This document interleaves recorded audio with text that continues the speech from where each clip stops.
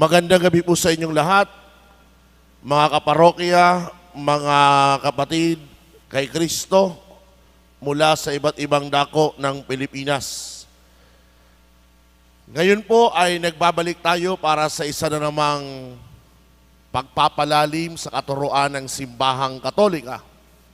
At siguro nakita na ninyo sa pamagitan ng ating announcement na ang tema sa ngayong gabi ay patungkol pa rin sa Eucharistia. Pero nakafocus tayo sa tinatawag na salitang communion. No? Kaya bago pa tayo pumunta sa pag-aaral ngayong gabi, humingi muna tayo ng tulong sa Diyos sa pamagitan ng panalangin. In the name of the Father, the Son, the Holy Spirit. Amen. Come, Holy Spirit, fill the hearts of your faithful, and enkindle in them the fire of your love. Send forth your Spirit, and they shall be created, and you shall renew the face of the earth. O God, who does instruct by the light of the Holy Spirit, grant us by the same Spirit that we discern what is right and ever to rejoice in His divine consolation through the same Christ our Lord. Amen. In the name of the Father, the Son, the Holy Spirit. Amen. Muli po, magandang gabi sa inyong lahat. Yung tema ng Eucharistia, katulad ng nabanggit ko sa inyo, hindi lamang siya mako-cover sa isang tema. Hinati natin siya sa 4 na tema.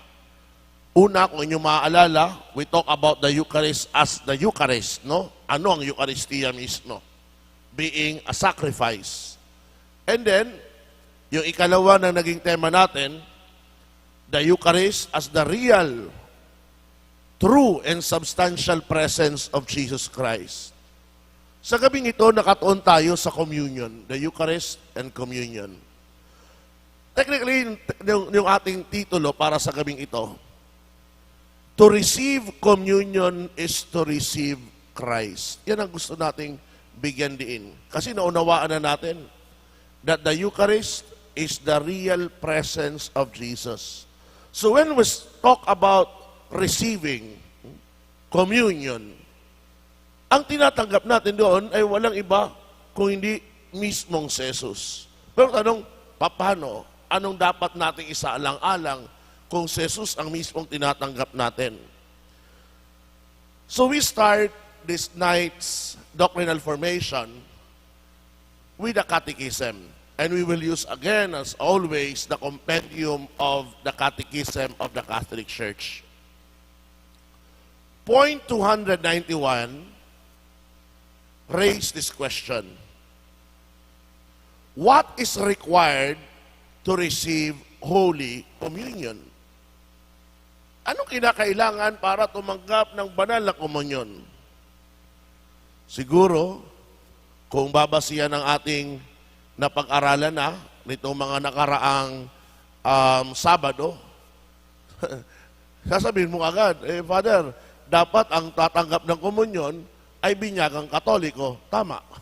Hindi pwede tumanggap ng komunyon ang isang Muslim, maging isang Protestante. No? Kailangan Katoliko ang tatanggap. Nandun yun. But we are not here. Wala tayo sa gabing ito para mag-focus ng alam ng natin sa nakaraan. It's correct. But, again, we go to the catechism para mas mapalalim ang ating kaalaman. Ang sagot ng katekismo ay ito. To receive Holy Communion, one must be fully incorporated into the Catholic Church. Kaya doon sa salita, one must be wholly incorporated or fully incorporated. Paano ka nagiging kasapi ng Simbahang Katolika? Hindi dapat nabinyagan ka. Ang hindi ka nabinyagan, hindi ka maaaring tumanggap ng komunyon. Pero may dinagdag ang katekismo. And be in the state of grace. That is, not conscious of being in mortal sin. No? Alam mo mismo sa sarili mo na wala kang nagawang kasalanang mortal. Kaya nga dito pa lamang, mapapansin nyo na kaagad, Kaya pala, yung mga bata, kapag inihahanda ng First Communion, kailangan nilang dumaan, o hindi lamang sila kailangan nabinyagan, kailangan dumaan sila sa sakramento ng kumpisal. Bakit? Dahil sa pamagitan ng sakramento ng kumpisal, tinitiyak na yung ating mga inihahanda sa komunyon ay nasa estado ng grasya. Kaya kahit sino mang tao, na basta Katoliko, pag alam niya na siya ay nasa estado ng grasya o na siya ay wala sa estado ng grasya, hindi siya maaaring tumanggap ng komunyon. Bakit? Because it would constitute a sin of sacrilege. We continue.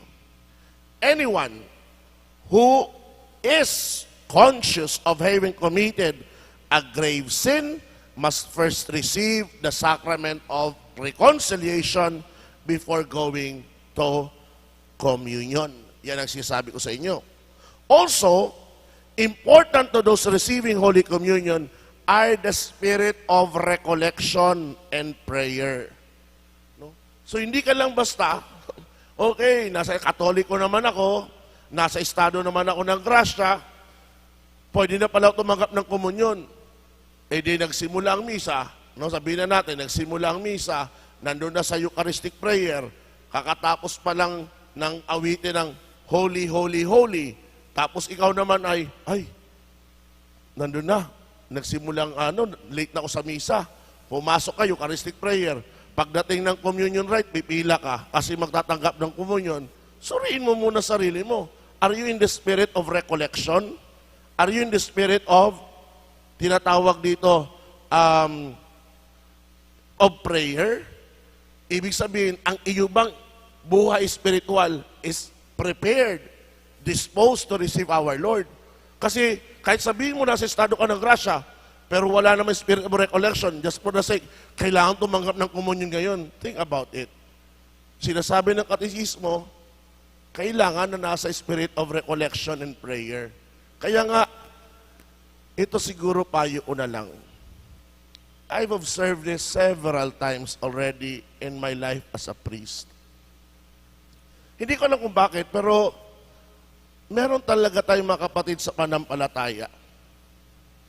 Nakapila na yan, nakapila. Tatanggap ng komunyon. Nagkataon, kabilang linya, 1 metro pagitan, nagkatapat siya ng kanyang best friend o kapitbahay. No, dapat nandun ang spirit of recollection, of disposition, dahil tatanggapin mo si Lord. Nang makita yung kaibigan, ay, nandito ka rin pala. No? Sabihin, sama na tayo mamaya, no? Mamalengke pagkatapos ng misa. That kind of attitude. Pero hindi lamang yun. No, I don't want to point fingers, but even politicians more. Politiko talaga, no? Nasa linya, napapunta kay Lord, pero nag-hi pa yan. Hey, kumusta kayo? Kumusta kayo? I mean, ang hirap lang, no? Ang hirap lang minsan kasi sila mismo, maybe of ignorance of who they're receiving. Pero ganyan mapapansin natin. They always want to be good in presence of people, forgetting the importance of disposition, recollection and prayer before receiving. No? Nandyan yan sa katekismo. Kaya minsan, maganda na ituwid natin kung tayo mismo ay talagang matalik na kaibigan ng mga politiko. Pero minsan, kahit matalik tayo, ang iba, hindi na, walang pakialam na, bahala na sa buhay niya. No? I mean, that's not a Christian way. No? Now, we continue. Observance of the fast prescribed by the church and an appropriate disposition of the body, gesture, and dress as a sign of respect for Christ. No? Mapapansin nyo, hindi lang pala basta-basta ka rin, tatanggap ng komunyon, sabihin mo, sabi ni Father Mark, dalawa lang kailangan. Dapat Katoliko ka, dapat ay wala kang kasalanang mortal. Dito sinasabi rin sa atin na bago ka tumanggap ng komunyon, isalang-alang mo rin ang napapaloob sa batas ng simbahan na dapat nag-observe ka ng tinatawag na Eucharistic fast. No? Mamaya, we will deal with it. Pero dagdag pa dyan, appropriate disposition of the body. Yung mga tinatawag na gesture. Ito minsan na nakakaligta ng marami, no? Anong gesture? Ang iba, either nasa kamay na si Lord or nasa bibig na, saka pa lamang mag-genuflect.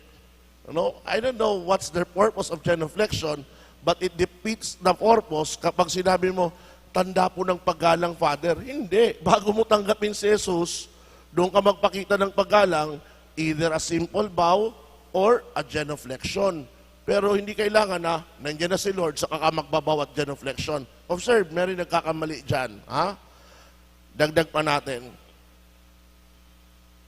Not only gesture, but also our manner of dressing, ang ating kasuotan, no?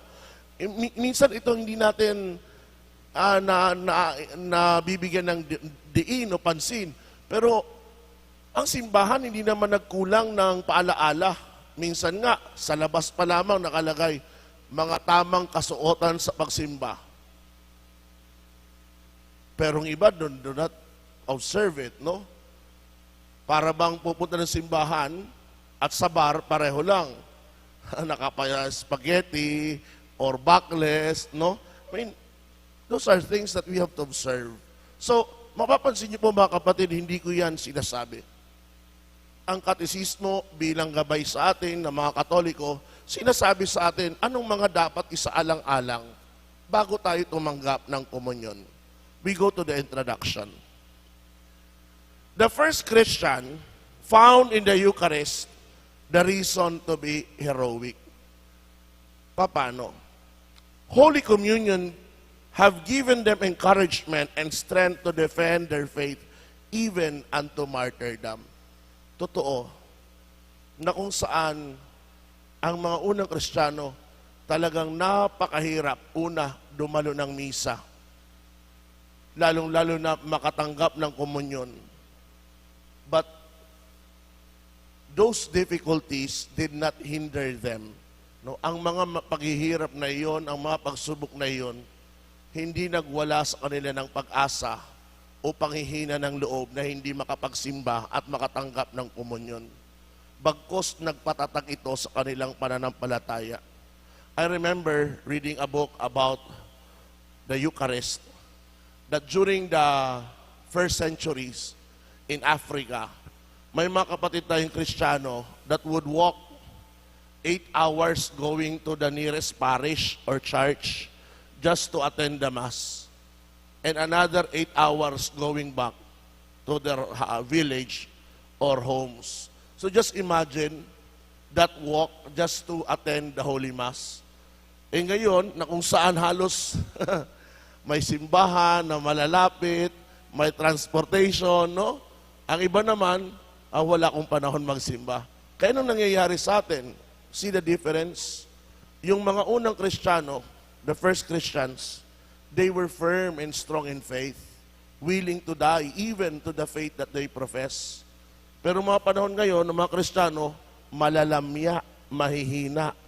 Bakit? Kasi kung nasaan naging komportable at madali lahat, ang misa na siyang pinakamahalaga, hindi pinahahalagahan. Second point here, we should show the same love and respect which the first Christians had for the Eucharist.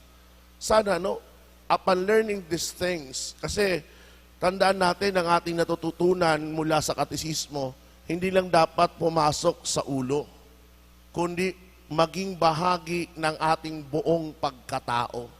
Yun ang mahalaga. Ang natutunan natin hindi pumapasok sa ulo, kundi maging bahagi ng buong pagkatao. Anong ibig sabihin?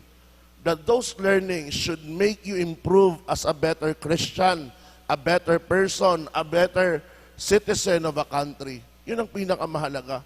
Kasi kung lahat ng ito nasa ulo mo lang pero walang pagbabago sa iyo, then useless all those learning. You are in Christian by mind, but not Christian by life. We go now to the main ideas about communion. To receive Christ or to receive communion is to receive Christ. First point, the Eucharist as a sacrifice and communion. So we started our topic on the Eucharist, that it is a perpetuation. No? ang hindi lang pagpapahaba, kundi habang buhay natin ito na paggugunita sa mismong sakripisyo ni Kristo.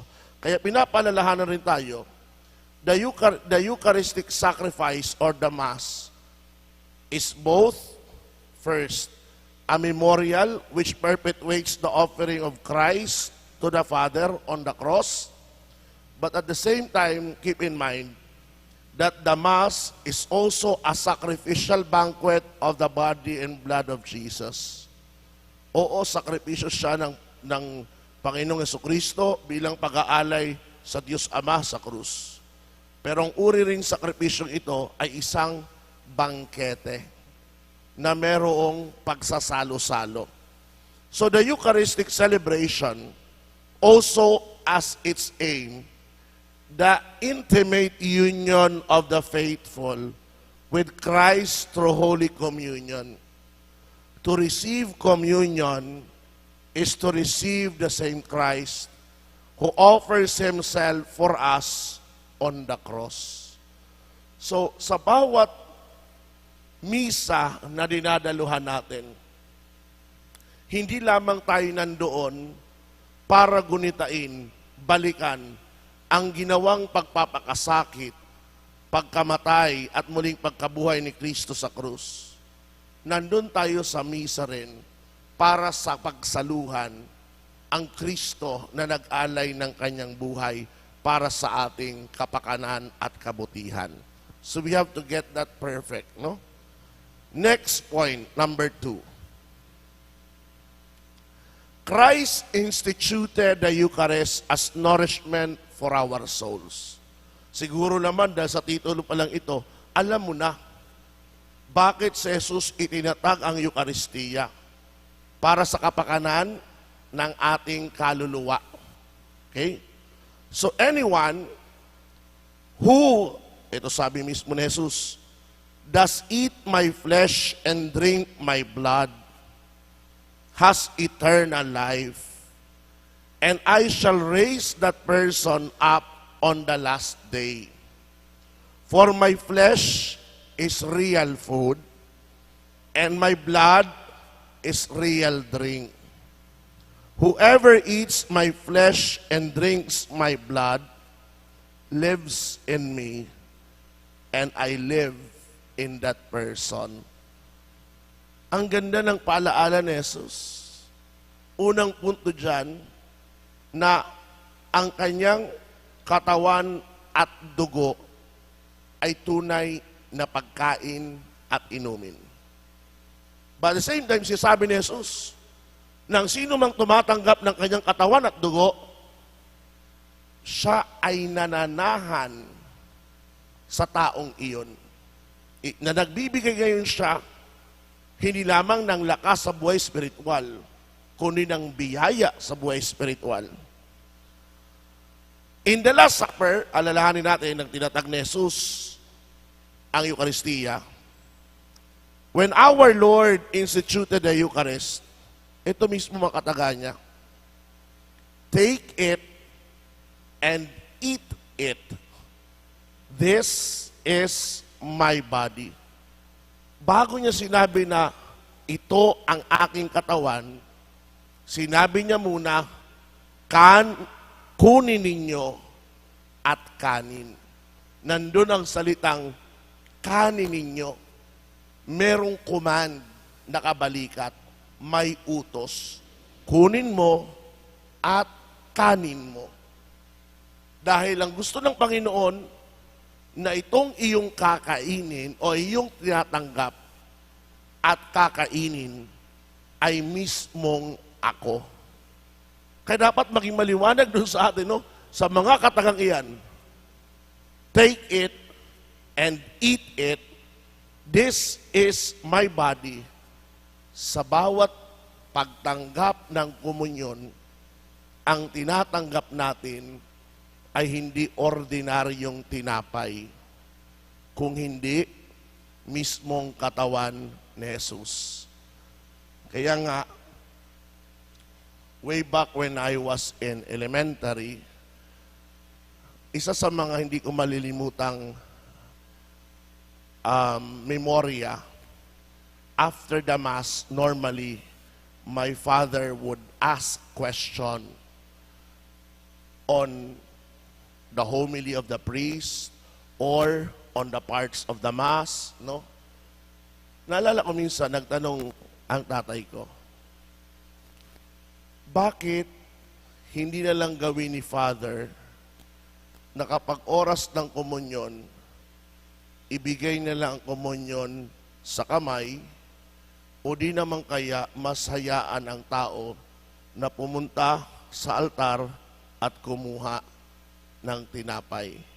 Ganda ng tanong ng tatay ko. During the time, since I was in elementary, I heard his arguments, no? Na total banquet naman yan, ganito ganyan yan, pinaliwanag niya. I don't have any comment during the time because I was in elementary. But later on, when I started already studying about our faith, learning about Catholic doctrines, itong nangyari. When I went back to the topic of ours, pinaalala ko sa kanya, panaalala mo yung kwentuhan natin minsan about the communion, why it should be given this way and not this way. Sinabi ko sa kanya, hindi pala pwede yun pa kasi ang tinatanggap natin ay hindi ordinaryong tinapay. Na katulad ng isang sabi mong argument, matatanda naman tayo, may isip naman tayo, alam naman natin, so we can just speak the communion and receive the communion that manner. Pero sabi ko sa kanya, iyan ay ginagawa sa ordinaryong pagkain. Kaya nga, pag pumunta ka sa buffet, anong nangyayari? You can get the food that you want. Yes, you can control the amount of the food that you want to eat, but the mere fact that you are getting it, kinukuha mo siya, ito'y isang pamamaraan na ang pagkain na kahanda doon ay ordinaryo. But when you receive it by tongue, which is the talagang pamamaraan, pinapakita ka agad that there's something out of this world. Why would a person na may pag-iisip, na may edad, ba't mo susubuan? Ang sinusubuan mo lang ay bata. Pero sila hindi naman bata. Pero bakit mo sinusubuan? Kasi ipinapahayag doon na ang tinatanggap mo, hindi na ordinaryong pagkain. Ang tinatanggap mo ay si Kristo. At si Kristo ang kanyang pinagkatiwalaan na para magbigay ng kanyang katawan ay ang kanyang mismong mga alagad. Ang kanyang mismong mga hinirang.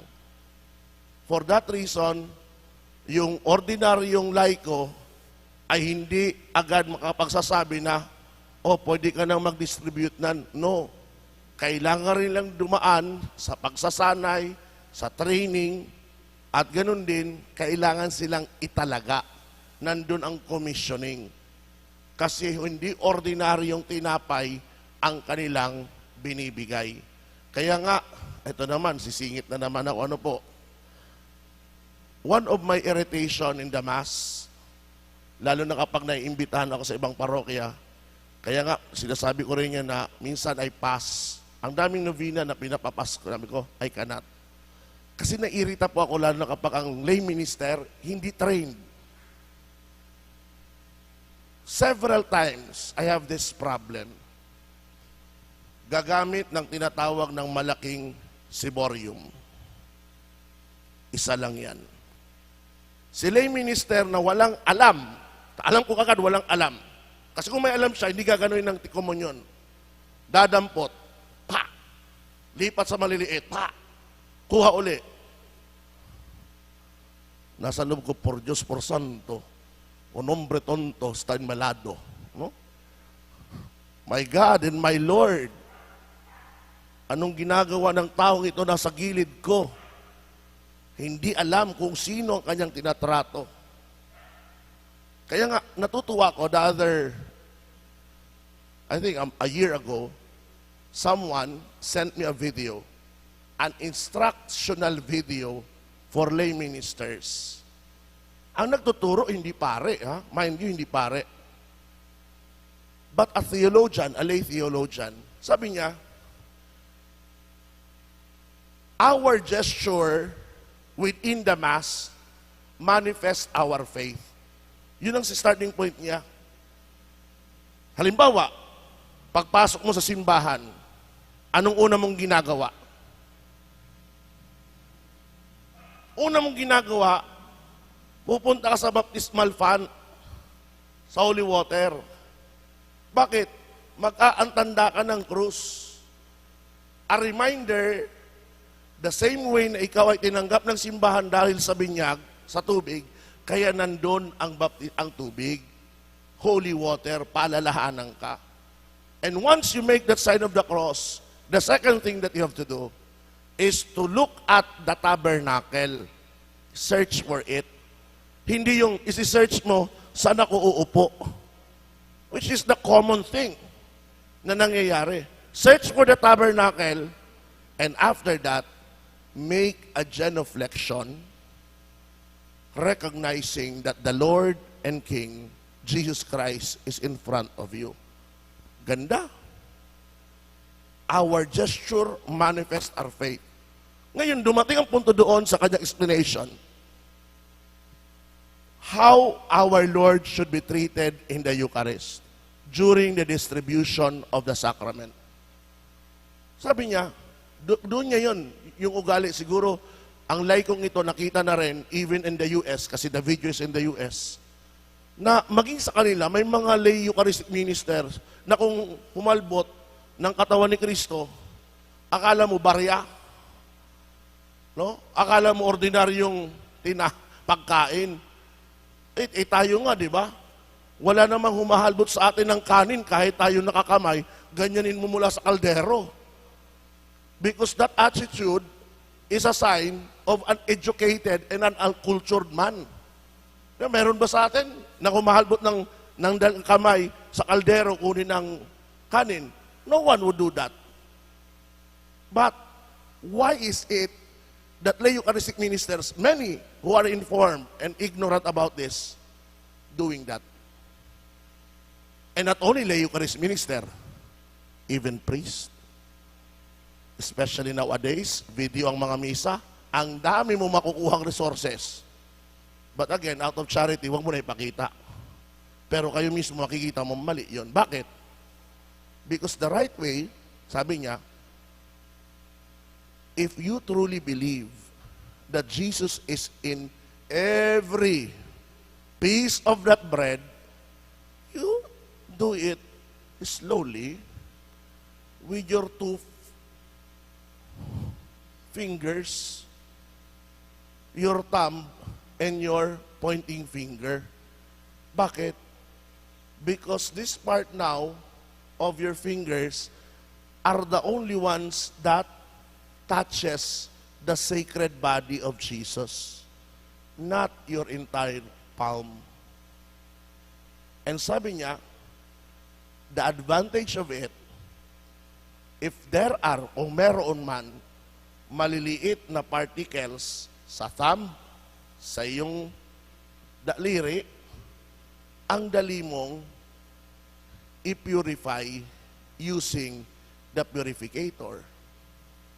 Pero kapag buong palm o kamay mo ang ginamit mo para ganyan kunin ang kabanal-banalang katawan ni Kristo, may nakita ka na rin bang pare at lay minister na buong palm tinitiyak na walang maliliit na particles?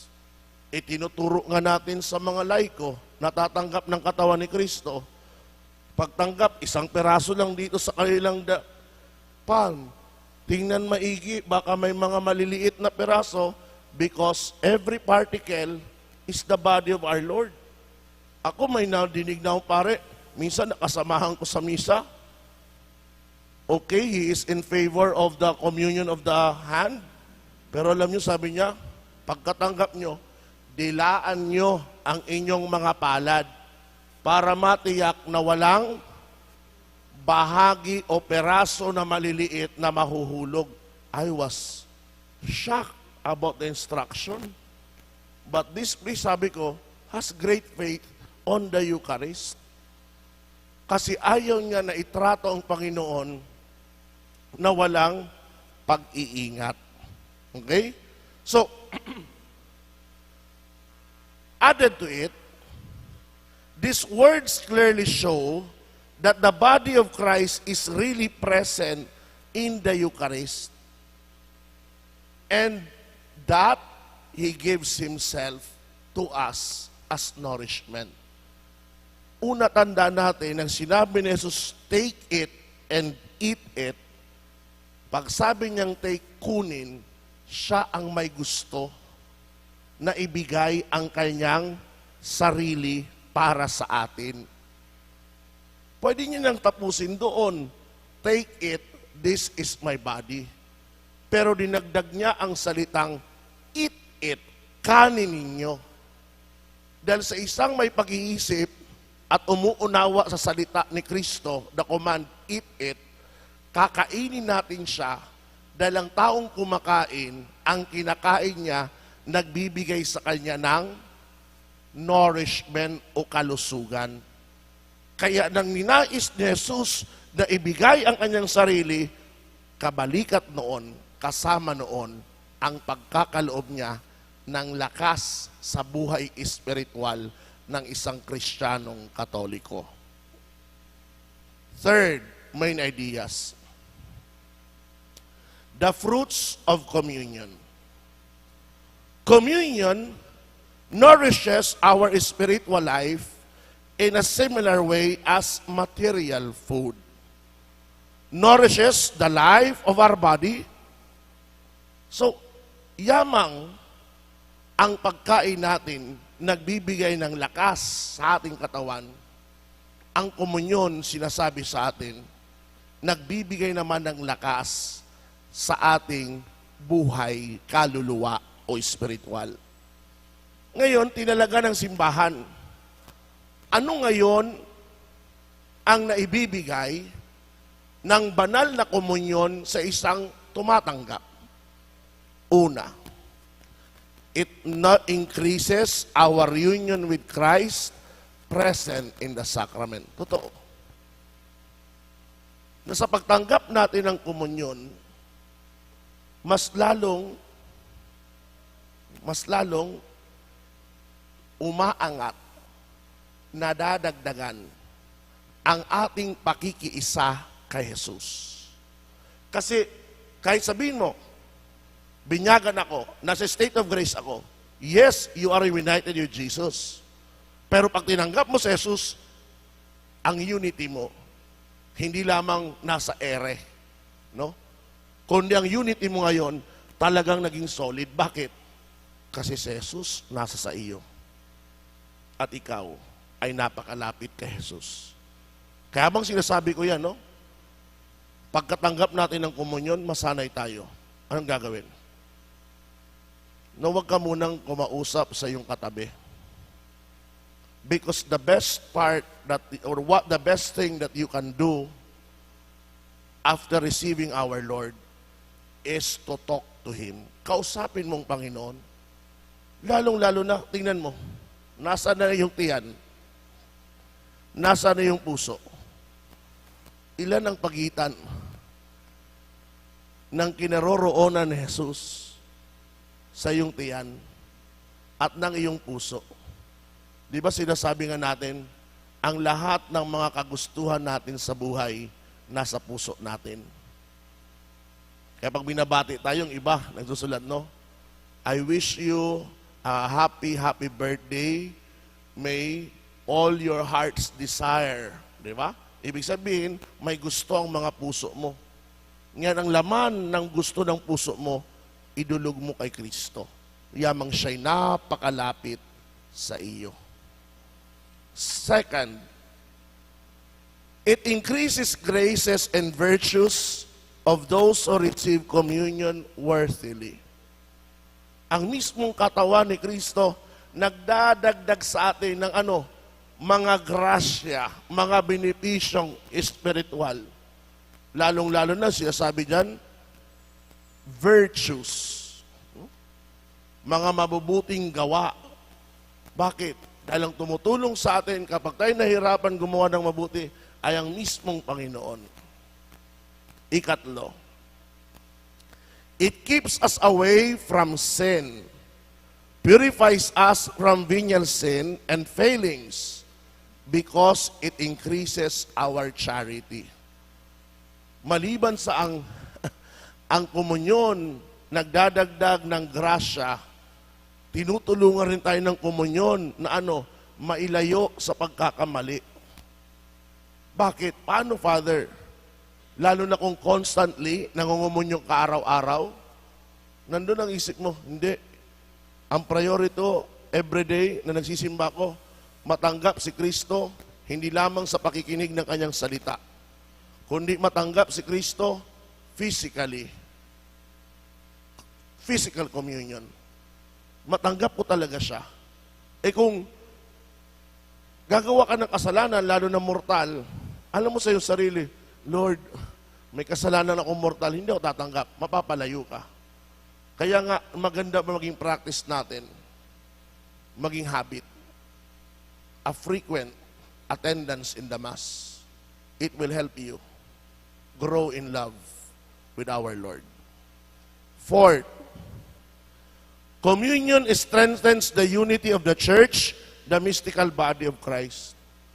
Maliban sa ang komunyon, nagdudulot sa iyo ng kabutihan, nagdudulot ito ng kabutihan sa simbahan at mga kasapi. Bakit?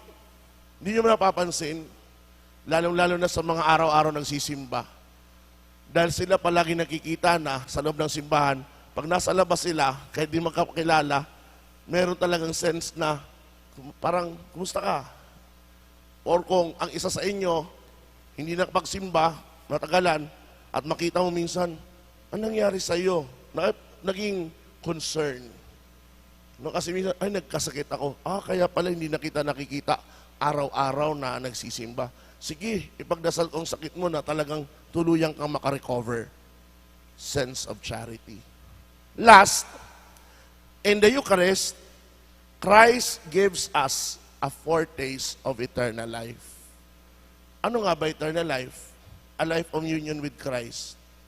What is communion? A life in communion with Christ. So eternal life, habang buhay ka, piling mo si Jesus. Kaya ang tawag dito, foretaste, patikim lamang. Dahil habang nasa sa iyo si Kristo, natitikman mo ang langit. Malapit ka sa Diyos. Kaya every time na dumadalo ka ng misa, tumatanggap ka ng komunyon, binibigyan ka ng Panginoon ng patikim kung anong langit. At yun ay kapiling mo siya. Kaya nga patikim kasi panandalian lang. After 15 minutes or so, na-dissolve ang tinatawag na tinapay sa ating tiyan, then, nawalang presensya doon sacramentally ni Jesus. But again, we experience that heaven on earth. Number 4, dispositions for a good communion. Ito siya sabi ko kanina, na bago tayo tumanggap ng komunyon, maganda na ihanda ang ating sarili. Paano yun? Nabanggit na kanina, di ba? Maliban na ikaw ay Katoliko, dapat nasa estado ka ng grasya. No? Yan. State of grace. Kaya kailangan mangumpisal kung may kasalanang mortal. Pero minsan, kahit hindi kasalanang mortal, it's just good also to practice a confession because of the sacramental grace present in it. Ikalawa, to observe the Eucharistic fast. Ito yung hindi pagkain bago tumanggap ng komunyon. At nakalagay sa atin, sa batas ng simbahan, 1 hour Eucharistic fast. Number 3, to be conscious of whom we receive. Dapat alam natin, sino ba tinatanggap natin? Sino ba? Okay? Now, in this topic also, it's good to understand that even our external appearance should reflect the piety and respect with which we receive our Lord. Yamang ito ay nabanggit ko dito. Minsan kasi may nagtanong na sa akin, Father, bakit mo inuobliga na magbelo ang mga babae? First of all, never ko po ako nag-iobliga kasi may impose yon. Sabi ko nga, it's not an obligation, but I encourage women. Ngayon, magtatanong, anong halaga ng belo na iyan? Alam namin ng makaluma. Sa totoo lang, may kasaysayan po yan if you will go back to the scriptures. Ang mga kababaihan sa banal na tipan, mapapansin nyo, nagtatalukbong. Ang pagtatalukbong ay tanda na nasa harapan mo ay banal. Kasi hindi kaaya-aya na makita ang mga bagay na hindi naman mahalaga. Kaya minsan may nagtanong sa akin, pareho bang practice natin, Father, ng pagtatalukbong ng mga Katoliko at pagtatalukbong ng mga Muslim? Ewan ko, nakita nyo ng mga Muslim, mas malala. Sabi ko, hindi ako familiar sa turo ng Islam. Pero kung tinatawag na tayo ay galing sa tinatawag na bunga ni Abraham, ang mga Muslim ay bunga ni Abraham, maaari. Pero hindi ako sigurado na yun nga ang kanilang basihan kasi hindi ko alam ang kanilang relihiyon. But it could be na in presence of God, ganun ang kanilang pagbigay halaga, no? Na magtalukbong. We go to the next, number 5. Thanksgiving after communion. Ganda ng temang ito.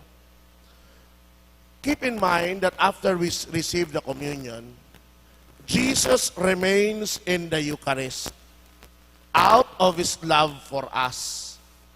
The best way to receive Him is to prepare well for communion. Nabanggit ko na yan, paano maghanda. And conscious of the gift we receive, na alam rin natin kung anong tatanggapin natin.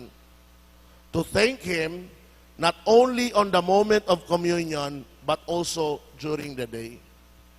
Ang punto ko dito ay, pagkatanggap ng komunyon, sabi ko nga sa inyo kanina, magpasalamat sa Diyos, kausapin ng Diyos. Napakalapit niya sa atin. Para bang kung may tinanggap kang pabor mula sa isang tao, di ba pumupunta ka talaga at sasabihin, uy, salamat ha, dahil kung hindi sa pabor mo, hindi ko natanggap ang mga ano na ito, blessings. The same way with God. Mas maraming blessings at pabor na binibigay ang Diyos sa atin araw-araw. And the best way to thank Him is that moment upon receiving Him. Kaya ngang iba, napansin ko, kapag matapos ang misa, naglalaan pa ng ilang minuto o saglit sa loob ng simbahan. Titiyakin na yung 15 minutes pagkatanggap ng komunyon, hindi muna lalabas, kundi kinakausap si Jesus. Magandang pag-uugali po yon. Hindi yung pagkatanggap mo ng misa, pagsabi ng pari, humayo kayo, at sasabihin niyo, salamat sa Diyos, kanta-kanta, o sis, tara na, may lakad pa tayo, no? Well, again, our gesture manifests our faith. If our Lord is in you for few minutes, deal with our Lord on that few minutes. Okay? Number 6, in the main ideas, the obligation of receiving communion and need to do it frequently. Ngayon, bagaman nilalagay ng simbahan, isa sa mga batas ng simbahan ay tinalaga, precepts of the church, to receive communion at least once a year. Ha? Di ba? Tumanggap, lalo na during Easter season. Pero kung alam mo na ang tinatanggap mo ay si Jesus, sapat na ba sa'yo na isang beses ka lang tatanggap ng komunyon? Yamang si Jesus iyan.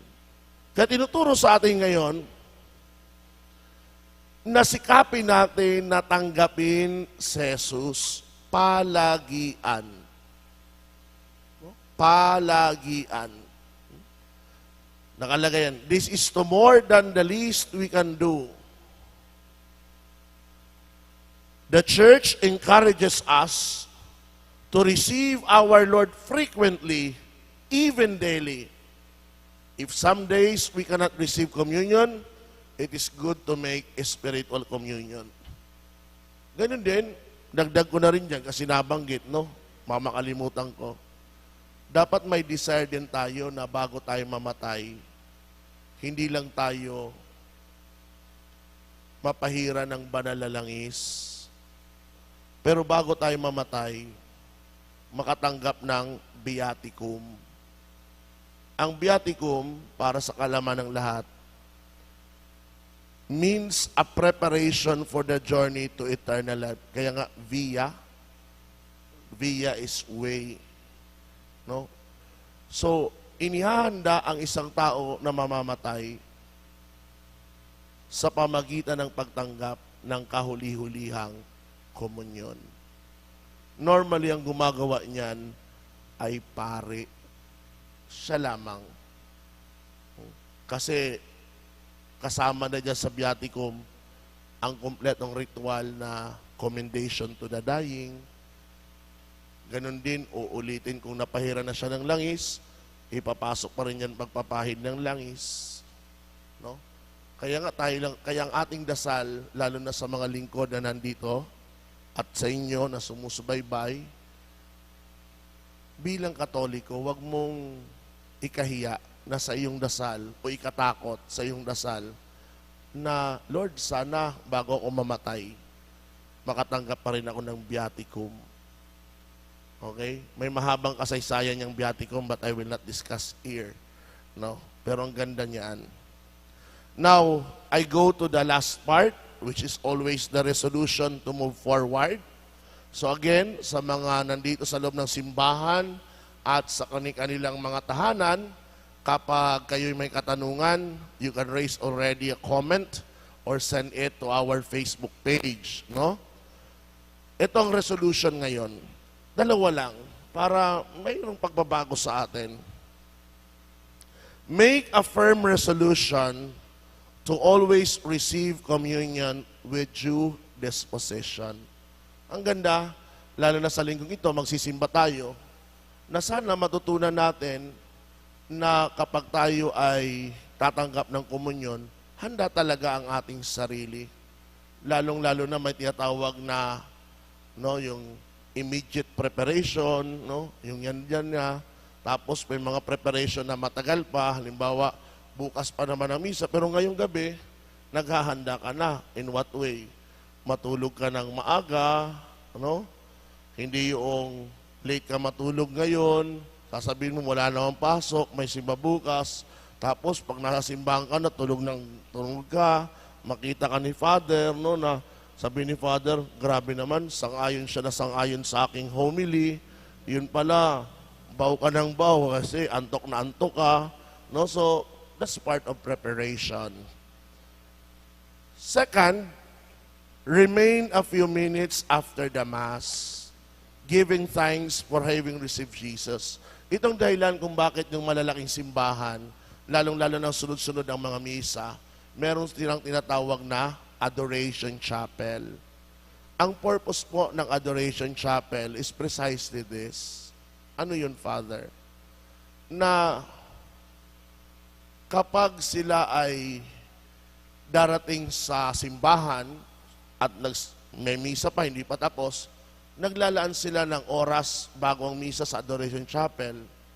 At pagkatapos ng misa, yamang may mga susunod pa, lalabas siya ng simbahan, pero ang tungo sa Adoration Chapel para magpasalamat dahil natanggap nga si Kristo. So mga kapatid, I stop here. This is the end of of my doctrinal formation tonight regarding the Eucharist and Communion sa pagtanggap. Ngayon, magkakaroon tayo ng maiksing break. Aantayin natin ang mga katanungan natin mga kapatid. At doon sa nandito sa loob ng simbahan, kung hindi kayo makaka-comment, you can send your questions dito sa ating media booth. So mga kapatid, remain with us for a short break and then we will have the second part answering your questions.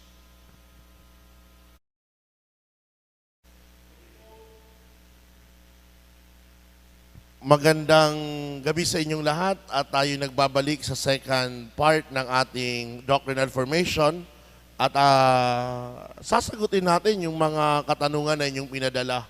So, unang-una, nais ko muna magpasalamat kay James Javier, no? Kung di sa kanya, hindi ito maiipon ang mga katanungan nyo. At sinasala na ni James din, no? Kung sinong mauuna na tanong at mahuhuli. Okay, James, thank you. First question for tonight. Father, tanong ko lang po, ilan po pwedeng mag-receive ng communion sa isang araw? I think it's a matter of ilang beses ka tatanggap ng komunyon. Ngayon, dapat maging maliwanag na kapag tatanggap ka ng komunyon,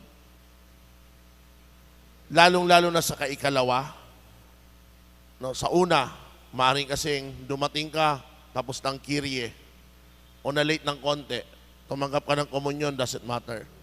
Pero doon sa ikalawa mo, dapat buo ang misa.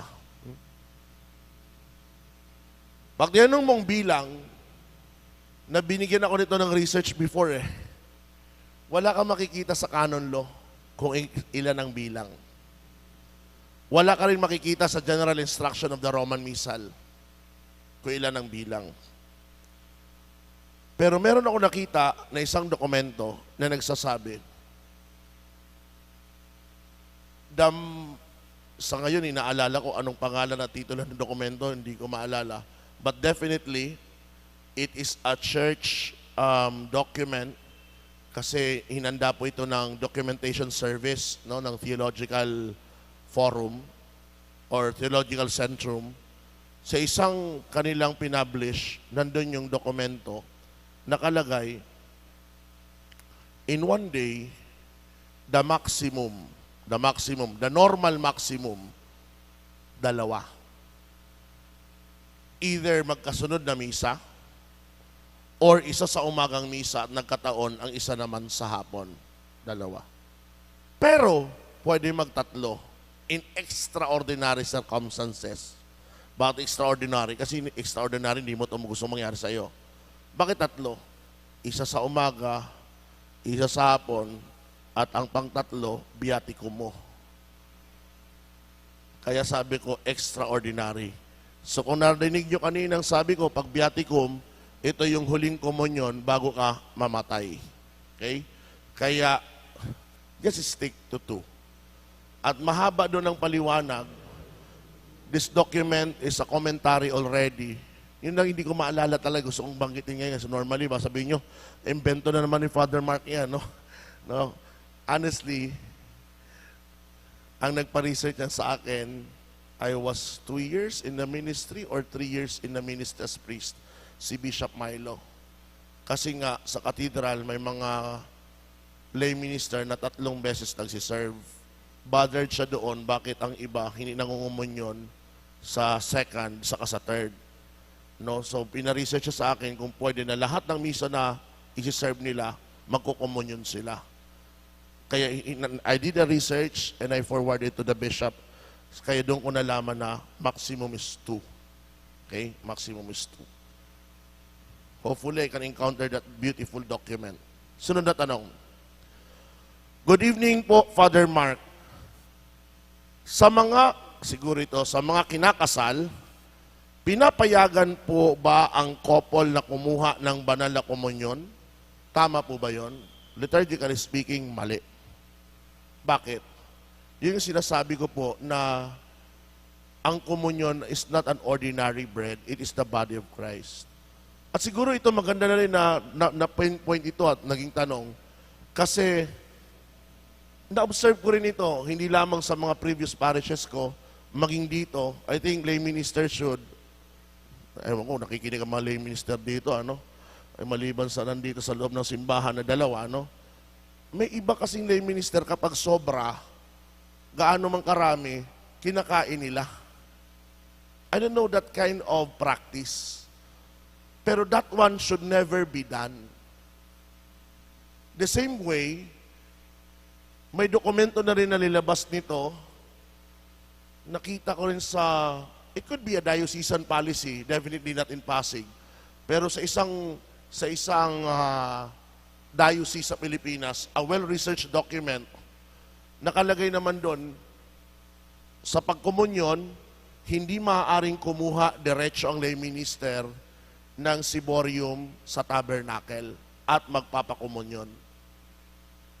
Or kumuha siya at ilalagay sa altar table. Ang ganda ng research na yon, bakit hindi pinapayagan? Liturgical rules, ang ganda ng research na yon. Inaalala ko, either it's in Naga or in Bicol region, that document is a well-researched and the priest, talagang nandun ang mga dokumento. Sinabi niya, kaya naalala ko po yun. The same way, bahagi dyan, na hindi maaari ang pare, ang lay Eucharistic minister, limbawa, nagpasubo siya sa isang chapel o sa isang, I don't know, company mass, tumulong siya sa pare. Sumobra, habang pabalik siya sa altar table, kain siya ng kain, no? That's a no-no. Unless ang gagawin ng pare ay sobra, sasabihin ulit sa kanya, the body of Christ. Sa kanya, tatanggapin. Pero never na siya mismong susubo. Kasi, I mean, people might correct me here, and priests might correct me here, pero doon sa nabasa kong sinulat ng lituristang ito, kung ang pare, bago tumanggap ng katawan ni Kristo, may tinatawag na secret formula before receiving it. Mahaba-haba po yung dasal na iyon. Ay, anong ginagawa ng lay minister na susubo lang siya at anong kapangyarihan niya na subuan ng kanyang sarili? When in fact, ang kanyang pagiging minister ay extraordinary. Ang galang po ng dokumentong iyan. Na so, kung gusto niyo po ng katanungan na ito, on focus on that, siguro sa mga lay Eucharist minister, doon natin tutukan ang formation na iyon, no? Pero yun ang sabi ko lang. Kinasal, lay faithful, hindi pwede. Pero ako may nakita na ako ganito, tama daw pare, no? Kuha na lang kayo dyan. Actually, hindi lang sa kinasal. How many retreats na nakita ko na? Ay, total retreat naman yan. Mga lingkod simbahan naman yan. Eh, lapit na lang kayo ha. Kuha kayo. Ano to, bulalo o ano to? Out of this world, no, mga ginagawa, naging creative eh. Kaya yun mga kapatid, ang sinasabi ko rin po, na ang daming abuso sa bagong misa. Sa lumang misa, hindi yan mangyayari. Ang mismong diakono, hindi nga pwede magbigay ng komunyon. Paano pang lay Eucharistic minister? So hindi dahil nilax ang mga batas ng simbahan, mag-iimbento ka ng banibagong batas para lang maging komportable ang iyong buhay as pare. Yun minsan ang nangyayari. Isipin mo yun. Ano may nangyayaring ganyan, no? Ang pare, pag during communion, uupo na lang, marami naman ako lay minister, kayo na mag-distribute. I don't know. Pero, isang bagay talaga that I admire, Bishop Santiago, kahit pagod na pagod yun, in his age, never yun nagsabi sa akin na hindi ako magsusubo. Bagkus ang sasabihin noon, ikuha mo ako ng upuan, lagay mo sa gitna. Nakaupo siya, pero magbibigay ng komunyon.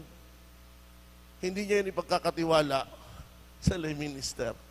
Okay, pwede kayo magtumulong sa akin, but me, as a bishop, would continue to give. Kaya doon ako humahanga doon sa kanyang kasipagan. Kaya pag may nagtatanong sa akin, saan ako kumukuha ng sipag, may natatakot akong dalawin sa panaginip ni Bishop Santiago. Di ba sinabi ko sa iyo na dapat pag matulog ka, tiyakin mong pagod na pagod ka sa araw na iyan. Pag sinabi mo hindi ka napagod sa araw na iyan, wala kang ginawa bilang pare. Ganda, no, ng kanyang philosophy sa, no? Kaya talaga bigay ang buhay mo para sa simbahan. Good evening po, Father Mark. Dapat po bang nguyain ang ostia or hayaan na lang itong matunaw sa dila? Very good question. Ako, suggestion ko po talaga, wala namang dokumento ito, clarify ko. There's no document either to chew or allow the body of our Lord to melt. But during our seminary formation, naitanong yan na isa, anong dapat? Sa mga laiko, yamang iisa lang naman tinatanggap, napakainam na patunawin mo na lang. Bakit? Kasi kung i-chew mo siya, sasabit pa yan sa mga gilagid mo. Gaganong-ganong ka ba? Hirap na matanggal ni Lord. Kaya hindi ka ba sumingit sa aking butas ng ipin? No? So, you know what I mean. But for priests, napakahirap, lalo na kung malaking bahagi ang tinatanggap. Kaya, sinutso ng pare. Okay? At ang kagandahan doon ng kaibahan pala, kapag natso ng pare, mapapansin nyo, susunod yung pag-inom ng body of Christ. So, mga maliit na particles na pupush forward sa lalamunan. Okay?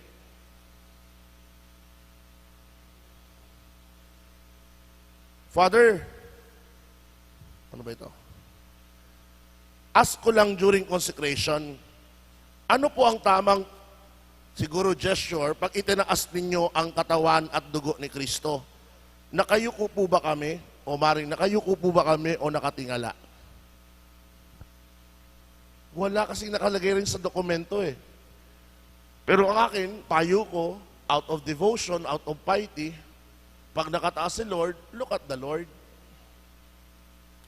Dahil habang nakataas po siya, imagine Jesus on the cross at Calvary. Pag binaba siya, then ibaba mo yung sarili. There's nothing wrong with it. Bilang tanda naman ng paggalang na sabi nga nila, very dramatic ang misa kung nakikita mo lang. Tinaas dahil pinako si Jesus. Pero ibababa si Jesus. Yung pagbaba rin ng katawan ni Jesus sa krus. Uy, outside of the box to James na tanong ha. Father, kasalanan ba ang magkaroon ng 3 girlfriend? Okay.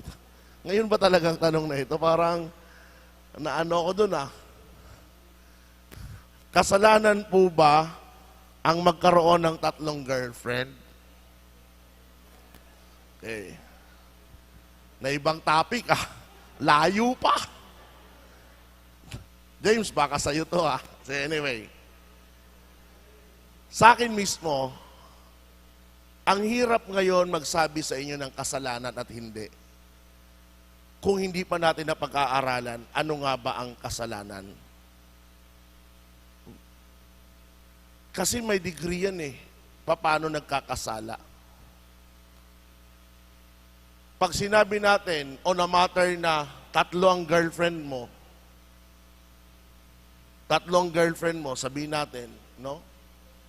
Ang kasalanan mo ba pareho ng pagkakasala ng isang may asawa? Kung siya ay nang bababae rin ng 2 pa maliban sa kanyang asawa? Definitely, hindi pareho. Bakit? Kasi doon sa 3 girlfriend mo, wala kang pinangakuan sa harapan ng Diyos. Diba? Ibang degree. Pero sa isang may taong may asawa, pinangakuan niya na ang Diyos na ito lang ang babaeng mamahalin. But the same way, nagkakasala ka. Lalo na kung sinabi mo sa babae, love na love kita, ikaw lang talaga sa buhay ko. Promise, cross my heart, hope to die pa. Tamaan ka ng kidlat dyan, tapos meron ka palang 2 pa. So you are not telling the truth. Nagkakasala ka against the virtue of honesty, sincerity, truthfulness. Dami nun. Nakita niyo po?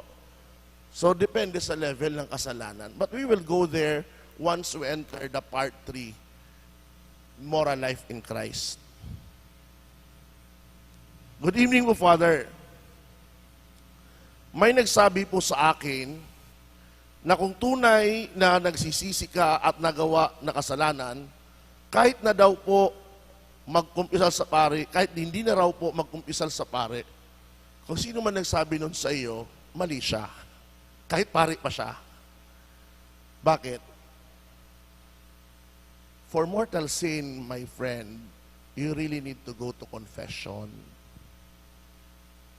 Kaya nga binibigyan tayo ng Diyos ng mahabang buhay para magsisi. Hindi yun sasabihin mo na lang, hindi, pag malapit na ako mamatay, doon na lang ako magsisi. Act of contrition na lang yon. Tandaan natin, lahat na ating nagagawa dito sa mundo, kung tayo naman nagsisisi, pagdadaanan at pagdurusahan natin yan sa purgatorio. Kaya ang pinakamainam habang nandito tayo naglalakbay sa lupa, ang gagawin natin ay palaging naghahanda. Naghahanda na kung maaari, mapadali lang ang ating pagdaan sa purgatorio. At panabikan kaagad makita ang Diyos. For venial sin, no need to go to confession, but it would be good to listen to the advice of the priest how not to commit those venial sin and repeated venial sin. But for mortal sin, we really have to go to confession. Hindi kaya yan ng act of contrition at the beginning of the Mass. Okay, next po. Good evening po. Kasalanan po bang magkomunyon kung nahuli ka sa misa na hindi inabutan ng pagsisisi sa unang bahagi ng misa? Ito na sabi ko, di ba? Kasalanan po ba? Kaya nga ayoko magsagot ng mga tanong kasalanan kung hindi pa natin napag-uusapan ang mismong kasalanan. Kung may kasalanan ka siguro katamaran, laziness, lack of virtue of order. Kasi kung alam mo naman ang misa 6:30, tapos gigising ka 6:15. Di ba? Ano yun, diretso na lang. Alam mo 6:30, mabagal ka na nga gumalaw, edi, tagalan mo. Alam mo namang matraffic, edi agahan mo. Ganun yun. Kasi pag hindi natin dinidisiplitan sa sarili, ang kasalanan hindi nung pagiging late. What made or what is the cause of being late? Okay? Pero doon mismo, the priest will always allow you to receive communion. Hindi na maalam ng pare ang estado ng buhay mo. Maliban lang pag may nagsabi sa pare, Father, alam ko po, ang parishioner na iyan, hindi sila kasal sa simbahan. Pwede pong imbestigahan, kasi di ba sabi nyo sa amin, pag di kasal, ni maaaring tumanggap ng komunyon. Now, the priest can give you, but after that, pag kinausap ka ng pare at napatunayan, sasabihin ka ng pare, kapatid, wag ka muna magkomunyon hanggang hindi ka na ikakasal.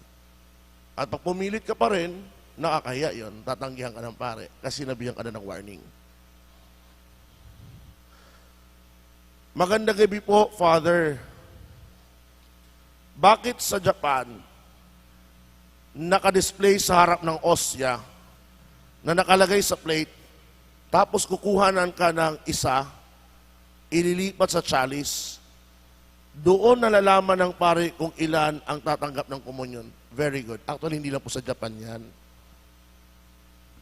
Hindi lang po sa Japan yan. Sa London, wow, London, galing kasi Father. Sa daily mass po doon, dahil wala silang Brother Ernie. Brother Ernie, saan ka?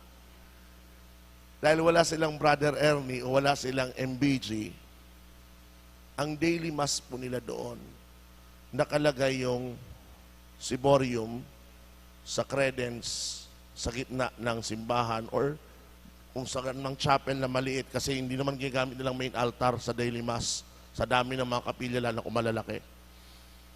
Naglalagay sila ng credence table, nandun ang mga gagamiting ostya, may nakalagay doon, if you are going to receive communion, kindly place one bread to the ciborium. So bawat dumadalo, nadadagdagan doon. Bakit? Kasi pag na-consecrate ng pare iyon, alam niya na yun lang ang tatanggap ng komunyon. Pero sa atin kasi, hindi yun practice kasi alam natin may tabernacle tayo. At sa atin, kung mapapansin nyo, ako mismo practice ko bilang pare. Nakatikim na ba kayo dito ng komunyon na malambot? Mula naging parish priest ako. Ha? Mula? Ha? Meron? Pag meron, hindi yan dito. Tiyak ko yun. Lahat po ng komunyon natin dito palaging crispy. Ni hindi nga amoy amag. Pinapatest ko po, walang MBGT. Ay, may MBGT, di ba? Alam niyo na pinapatest ko sa inyo? Amoy. Crispiness. Dapat bago. Kasi pag nilagay po natin diyan, ang katawan ni Jesus, iniikot ko po yun. Alam niya ni Brother Ernie, lalo na daily mass, yung pag-stack ko, ang nasa taas, yun ang matagal na doon. Kaya siya ang unang lalabas. Unang pumasok, unang lalabas. So, first in, first out. Para palagi, kahit ang katawan ni Kristo, that's a part of detail. Na yamang tayo tatanggap ng katawan ni Jesus, magandang tinapay ang ating gagamitin sa misa. Okay? Next. Father, totoo po ba na once didikit sa ngalangala ang osya, makasalanan ka? Ito talagang, alam niyo po, ang ganda ng tanong niyo kapatid, o sino man kayo, ha? I'm already 41 years old. Di ko yung tinatago. When I received the first communion when I was 7, kwentuhan na po naming mga bata yan. Sabi pa kaibigan ko, alam mo ba, pag ang communion doon, dumigit sa langalang mo, makasalanan ka. Parang sarap sabihin, di ba pareho naman tayo makasalanan? Nagnakaw tayo ng bayabas, di ba? So, hindi nasusukat ng pagiging makasalanan pag dumikit sa ngalangala ang katawan ni Jesus. At ganoon din, anong uri ng kasalanan? Venial sin ba? Mortal sin ba? Nakuha niyo po. So, we will know the state of our soul not because of the communion that we receive, but because of the examination of conscience. Father, dapat po ba pag sanctus nakaluhod na ang mga tao? Yan. Father, kapag sanctus nakaluhod na ang mga tao, actually, dito kasi sa Pilipinas, pagkatapos ng sanctus sa kaluluhod, na? May practice naman, depende kasi sa tinatawag na Episcopal Conference. Sa Spain kasi, saan lumuluhod ang tao? Pagtunog ng bell. Pagtunog ng bell. Bakit? Kasi pagtunog ng bell, hindi sa sanctus. Tutunog ang bell sa epeklesis. Father, anong epeklesis? Kapag ikaw lingkod ng simbahan ngayon at hindi mo pa rin alam kung anong epeklesis, malalaman ko yan sa susunod na linggo.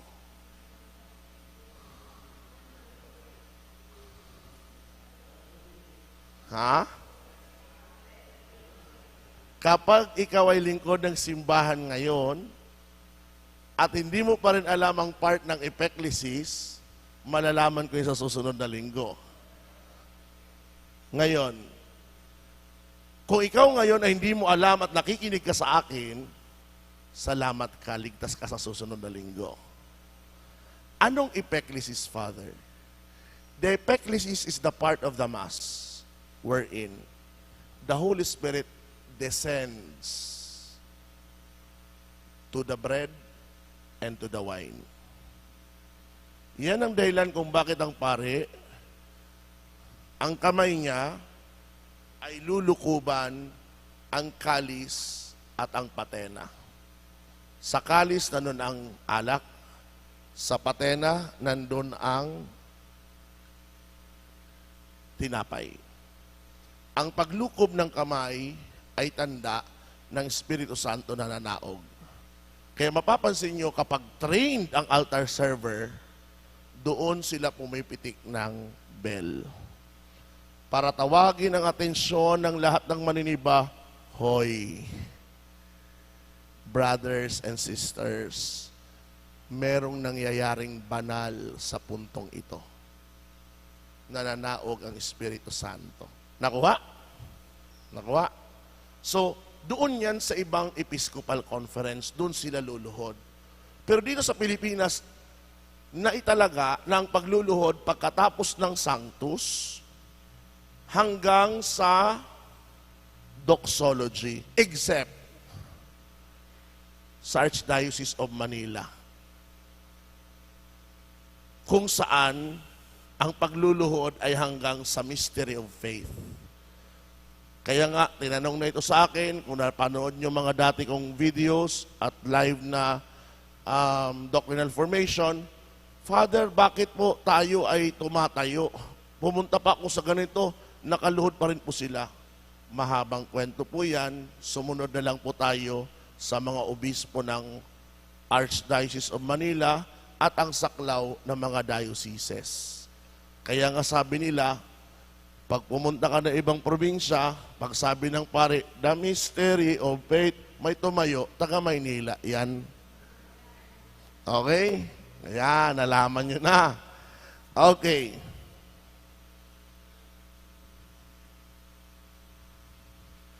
Father, okay lang po ba tumanggap ng komunyon kahit matagal nang hindi nangakumpisal?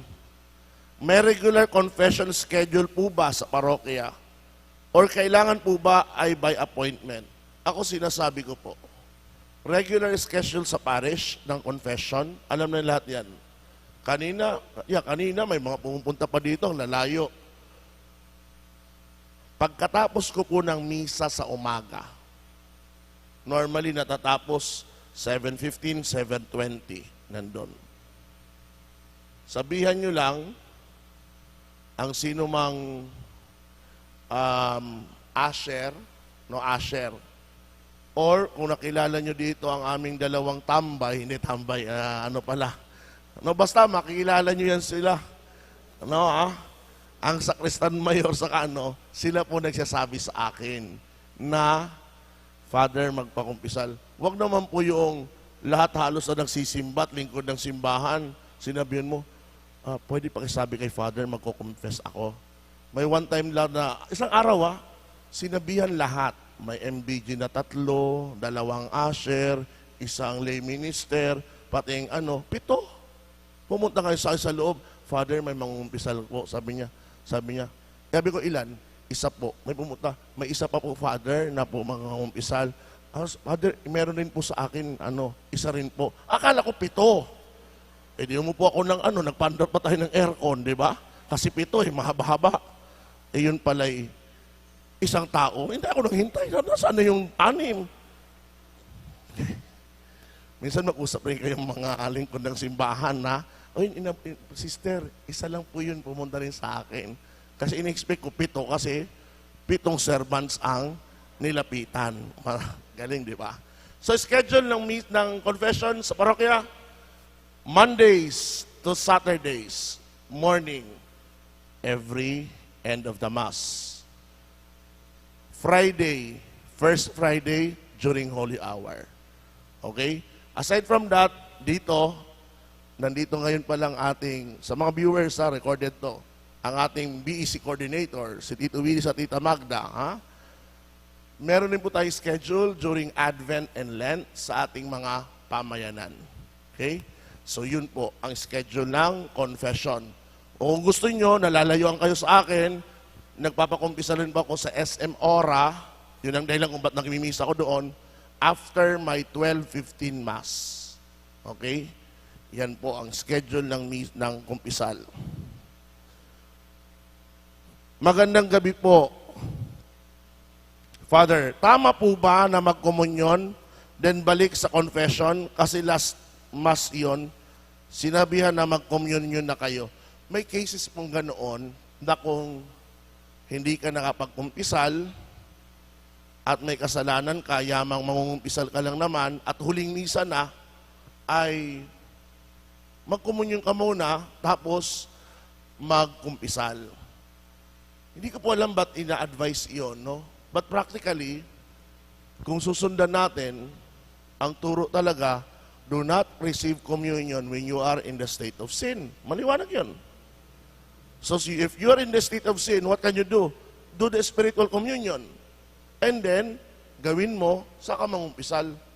Kaya yung idea na, Father, pwede bang magkomunyon muna, tapos sa kanila ako mangumpisal pagkatapos ng misa, kasi doon ang kumpisal, ang aking suggestion, there's no wrong during the Mass if you say the spiritual communion.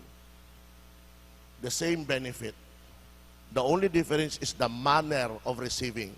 Ang isa is a physical communion, the other one is a spiritual communion. But the effects is the same.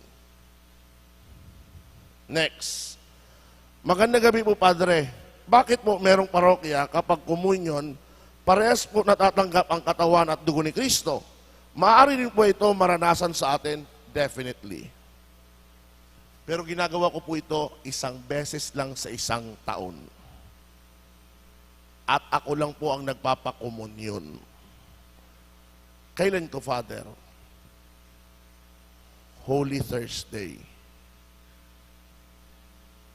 Bakit?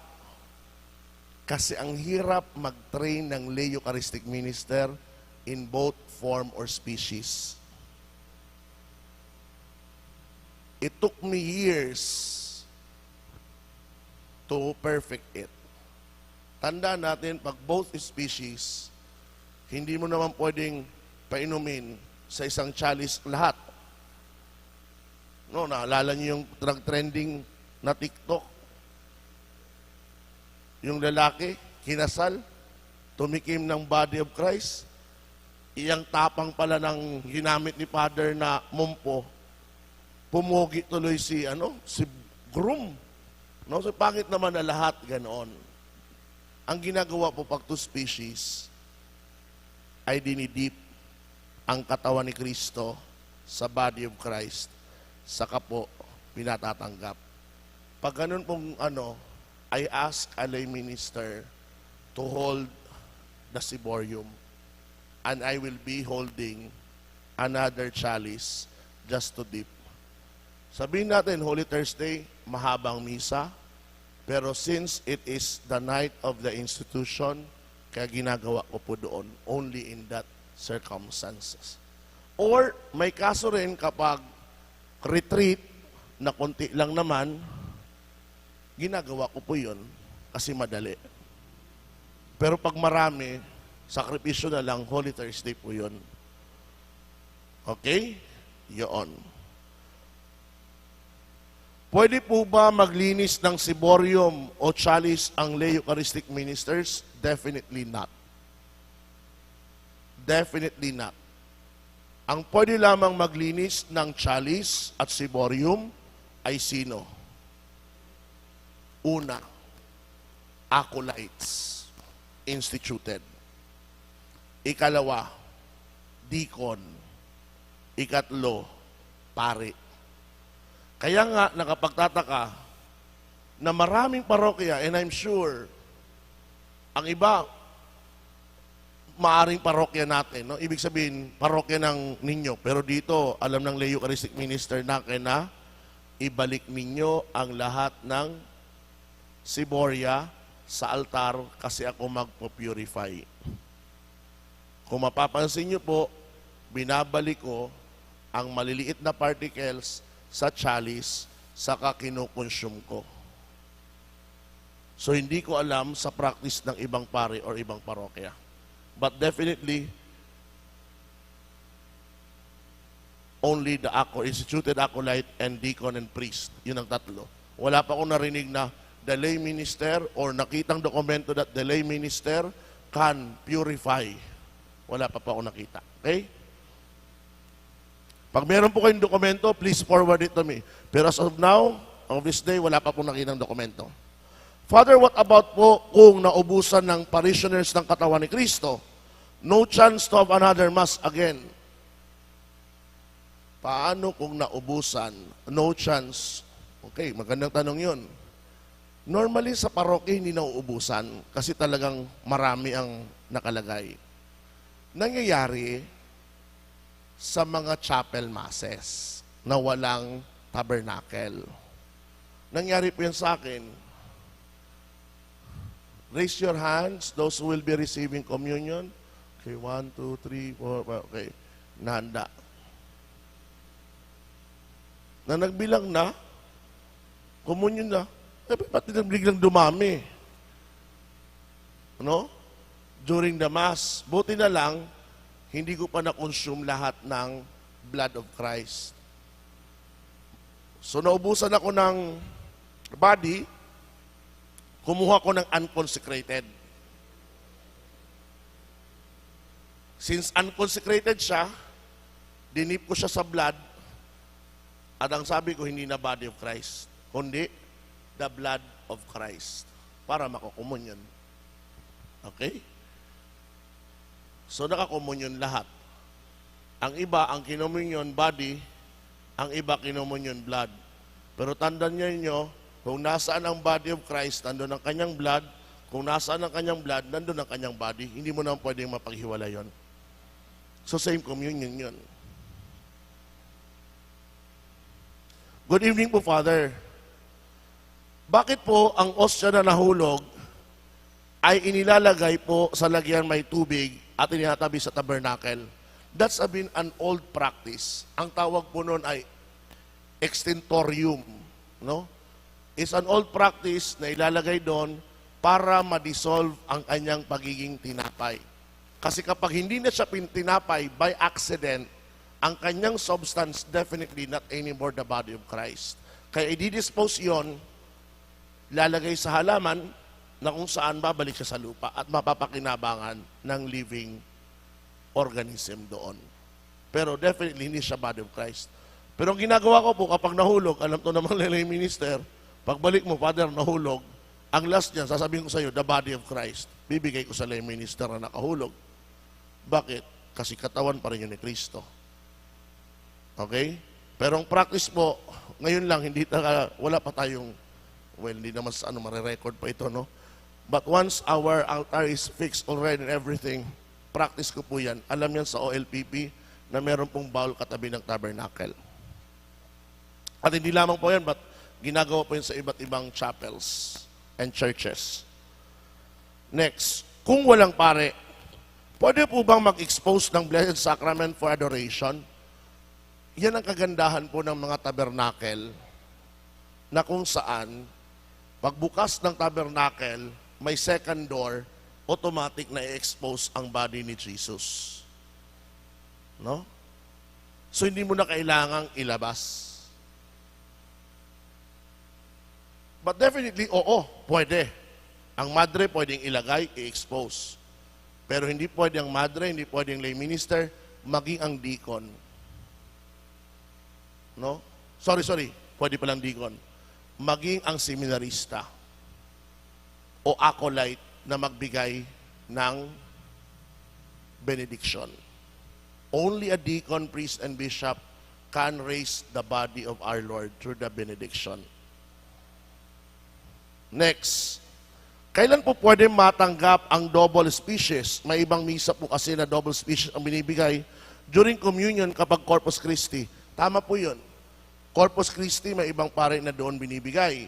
Ang iba naman, binibigay talaga, sabi ko nga, in my case, kapag Holy Thursday. Ngayon, stay there, stay put. Upo muna. Upo. Yan. Mamahinga ka dyan. Next question. Pwede po ba mag-assign somebody in the spot na magbigay ng komunyon? Yes. Ginagawa po yan sa ibang bansa. Lalo na kung ang kanyang i-assign ng pare, kilala niya naman. Kaya nga sinasabi ko, sa Spain, sa Italy, magtataka kayo, even the US, may mga babaeng katikista na daily mass goer. Ginagawa po nilang extraordinary ministers of the Holy Communion. Dito lang sa Pilipinas kasi in-institutionalize ang lay minister at lalaki lang ang pwede. Next. Kailan po nagiging katawan at dugo ang tinapay at alak sa misa? After the words of consecration. It becomes the body and blood of Christ. Lingkod po ako. Sabi ng magulang ko, bawal daw ako magnobyo. Kasalanan po ba sa Eukarista kapag nagsiserve ako? Grabe naman ang nanay mo. Pinamamadre ka ba? Yan na. Basta nga pag sabi mga word na kasalanan, no? Huwag tayong maglaro doon, no? Mas maigi nga na kahit ang mga server, just be honest with yourself, no? Be sincere, live purity, live the virtues. Kasi kung ang vocation mo sa married life at lingkod ka ngayon, then follow that vocation. Yan ang sinasabi ni Pope John Paul II. No? Buhay ka bilang Kristiyano, mismong ginagampanan mo ngayon with all the Christian virtues na gabay. Good evening po, Father Mark. Kailangan po ba talaga na lumuhod kapag papunta ka sa altar? Ang baka ibig mo sabihin mag-genuflect, mas mainam po na nag-genuflect before entering. Bawal po ba talaga magkomunyon ang nakikipag-apid? Adultery yun, kapatid. Against the sixth commandment. The same way, hindi nga natin himinimungkahi na magkomunyon ang mga hindi kasal, lalo na yung mga nakikiapid. At that's the end for tonight. Okay? So mga kapatid, maraming salamat po sa inyong mga tanong at pagtsatsaga na makinig sa paring ito. Sana may natutunan na naman kayo ngayong gabi. Magsitayo po tayo para magdasal. Name the Father, the Son, the Holy Spirit. Amen. We give you thanks, Almighty God, for all your benefits, who lives and reigns forever and ever. Amen. Glory to the Father, to the Son, and to the Holy Spirit. In the name of the Father, the Son, the Holy Spirit. Amen. Maraming salamat po. God bless you. Thank you. See you on the 4th Saturday of the month. Thank you.